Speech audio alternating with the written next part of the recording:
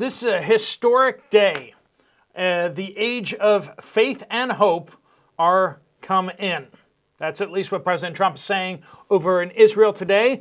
And it is a major milestone, major event that a peace deal between Hamas and Israel. Something that a lot of people didn't think was possible. I'm going to walk you through some of the speeches that have been given. We'll keep it super short, I promise.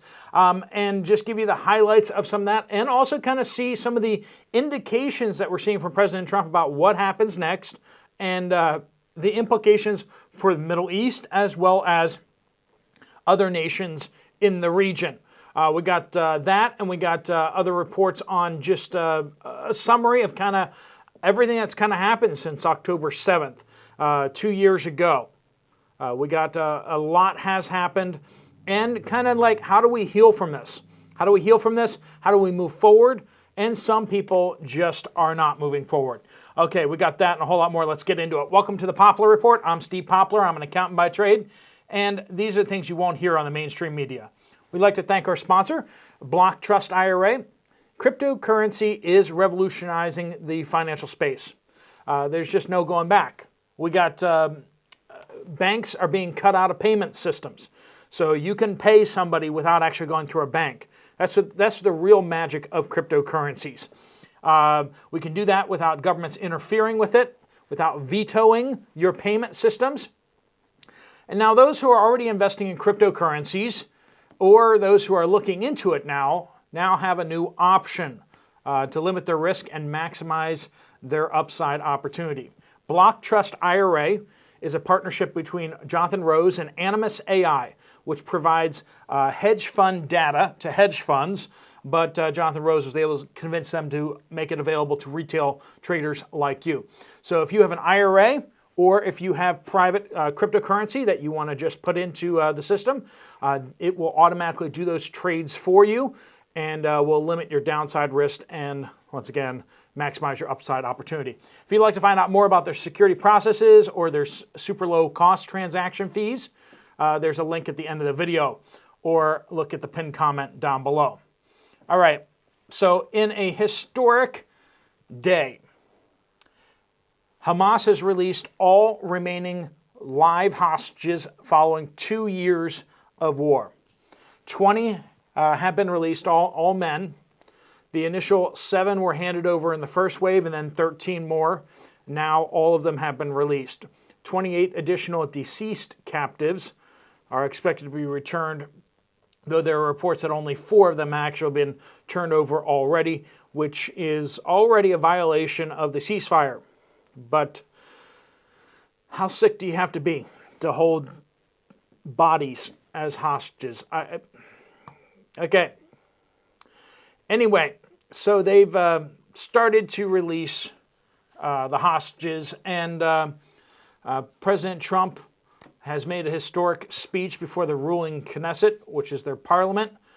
Israel declaring victory. Prime Minister Netanyahu saying, "Mr. President, you are committed to this peace. I am committed to this peace. And together, Mr. President, we will achieve this peace." He also said that this marks the end of 2 years of war.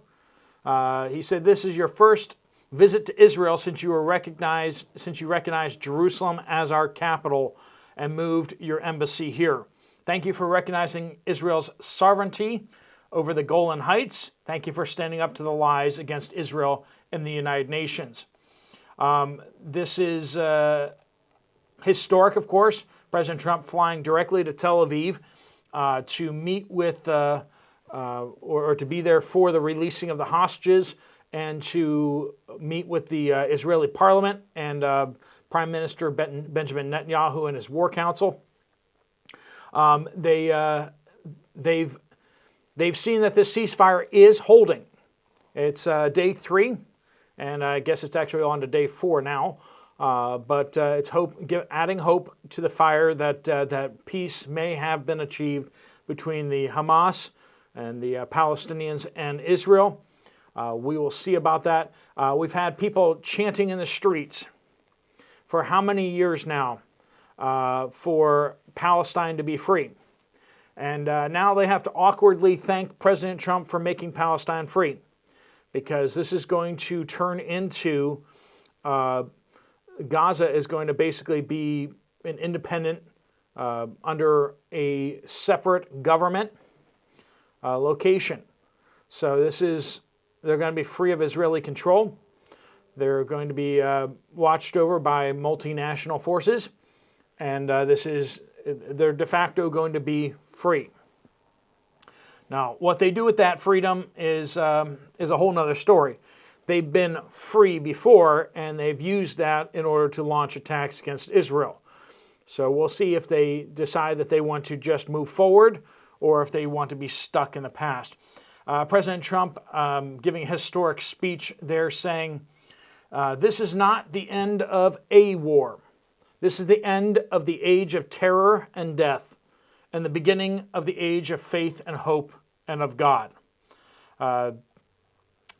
Saying lots of other things, but as he was speaking, there was a couple people that acted out, protested, as they say, by Arab MP Ayman Oda and Communist MP Ofer Kasif.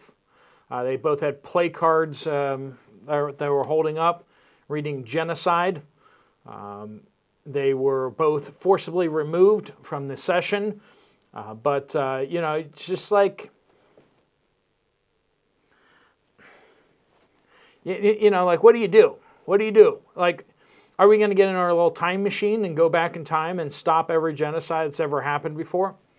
I mean, if it is a genocide, which that's a difficult question, but then, like, isn't peace like what the end of the genocide? Isn't that like what you're shooting for? So now that the end of the genocide is happening, from your perspective, like, why would you protest it unless you want it to happen? And that's really where we get to this, is that a lot of these international, it's not that they really care about people at all. They don't care about genocide.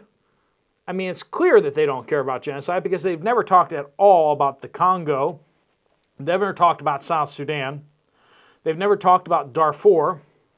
They've never talked about any of the other genocides happening in the world. They only care about that one because clearly they only care about hurting President Trump, and they hate Israel. I don't really see how you could frame it any other way. If these people are ignoring all the other genocides in the world that are clearly genocides, and yet, Nigeria, Mali, the genocide against Christians there, if you ignore those other ones, like, you really don't have any standing to do the whole genocide is wrong, therefore we need to stop it. It's like, yeah, you're just a political hack. You're just a political hack. And that's where these folks come up in my mind. Anyway, let me know if you disagree with me down in the comments down below. Now, I get that you're like, we're against this particular genocide, and this is our campaign, and this is what we're doing, but you should at least be acknowledging that there are other genocides happening at the same time, right? I mean, like, even if you're focusing on stopping this one, you should be acknowledging that this isn't just limited to this. This isn't the only problem. Of the 251 hostages seized on October 7, 2023, the final 20 hostages alive came out.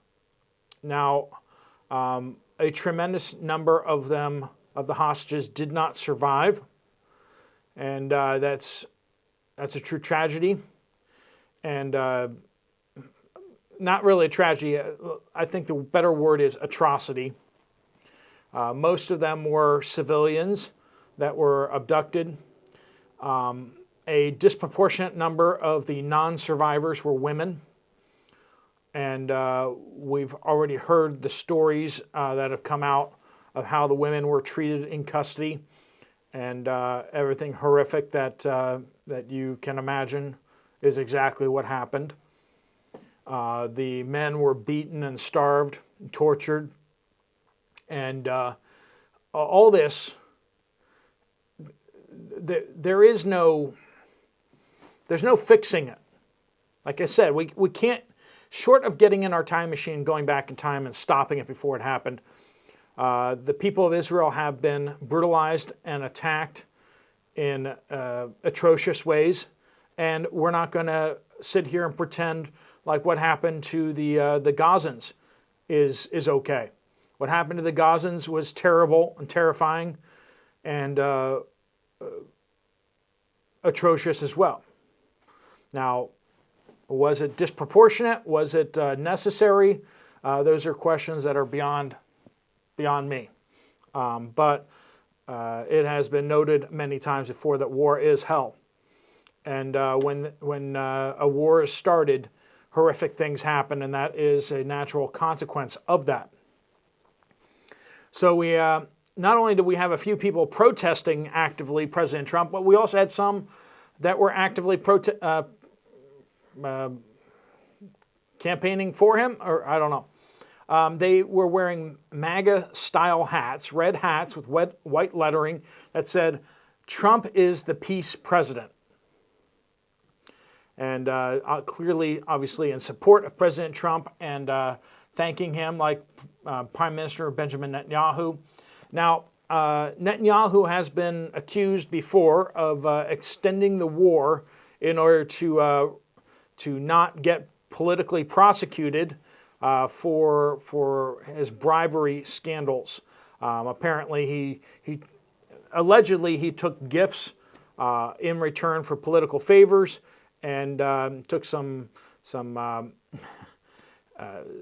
food and some gifts of other sorts, and that's what they're investigating him and trying to put him on trial for. Of course, they can't do that while there's a war happening, but President Trump making an appeal to the Knesset that was basically saying that they should consider pardoning Netanyahu. And saying, I forget the quote, it was like, some champagne and some cigars, who cares? Now, I know that, that's the whole thing. That's the whole thing. It's like, can somebody's good actions outweigh their bad actions? How bad were the actions? Was it just they didn't report them? Did he actually do pay for play?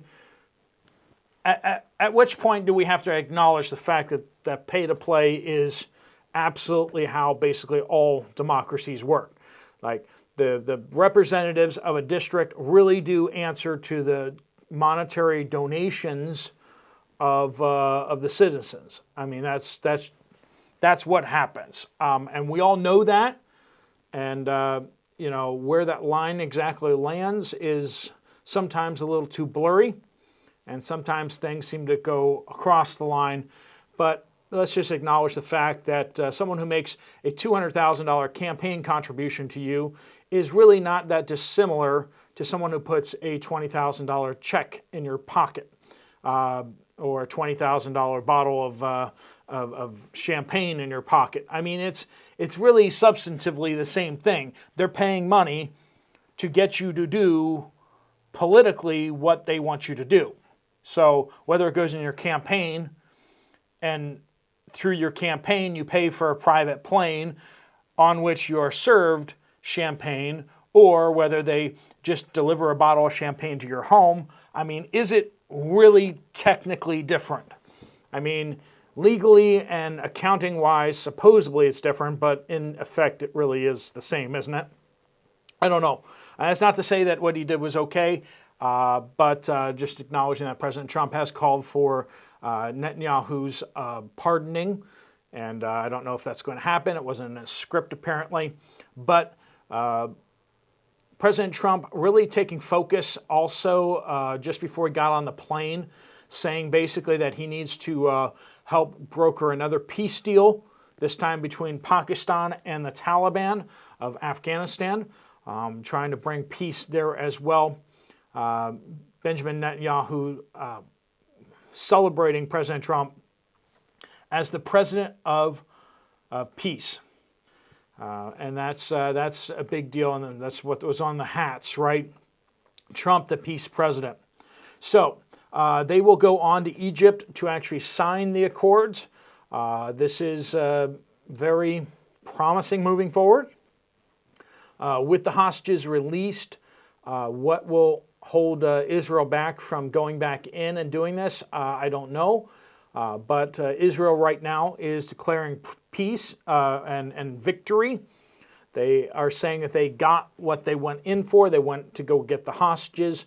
They went to eradicate Hamas, and supposedly this peace deal will make it so that all of Hamas needs to lay down its weapons. Now that will bring essentially the end of Hamas right there. Who will rule the Gaza Strip? Supposedly a bunch of billionaires and multinationals are going to rebuild the Gaza Strip, and it's unclear exactly all that what's going to look like, but that's the plan going forward. Will it ever be fully implemented?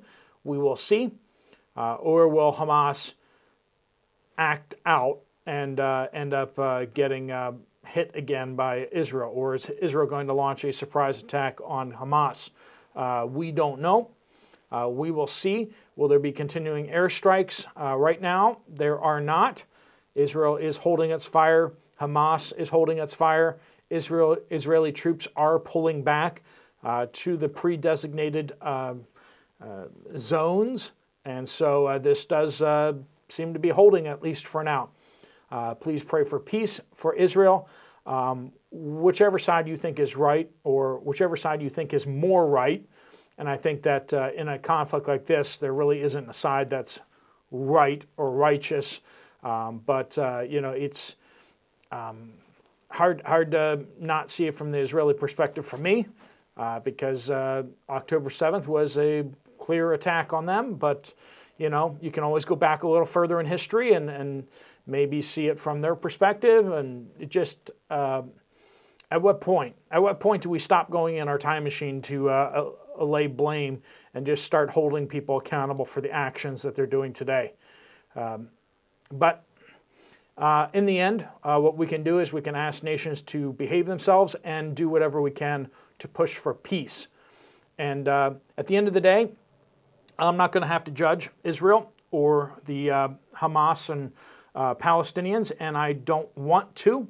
God will judge that, and God, who sees all, sees the men's hearts, who does keep a running tally, will be able to see rightly and judge and bless those appropriate. All we can do here on earth is really just hope for peace, for a lasting peace, because war is so terrible and is such a tragedy. It should be eradicated from the earth. War should be no more. Anyone who's been brushed by it, anyone who's seen the effects of it, knows that it's most times better to live in tyranny and live under a brutal regime than it is to go through war. The American Civil War was an aberration. It was an unusual event that had a very unusual result. And I think most Americans have been brought up under the mythology of that war. And then we've very lightly been brushed in the United States by wars abroad. They impact our soldiers, but they do not impact our homes, generally speaking. And the American Civil War was the only one that really brought home, and the American Revolutionary War, that really brought home to us on the homeland what it was like. All right, let me know what you guys think down in the comments down below. But big historic day, and thanks so much for tuning in. If you want to get more information from BlockTrust IRA about what you can do with your crypto, or if you want to get into crypto, you can find out about that. If you don't want to be in crypto at all, that's fine too, right? If you want to check out another video from this channel, there's one right up here. I'll see you over there, or I'll see you guys later. Steve Poplar of the Poplar Report out.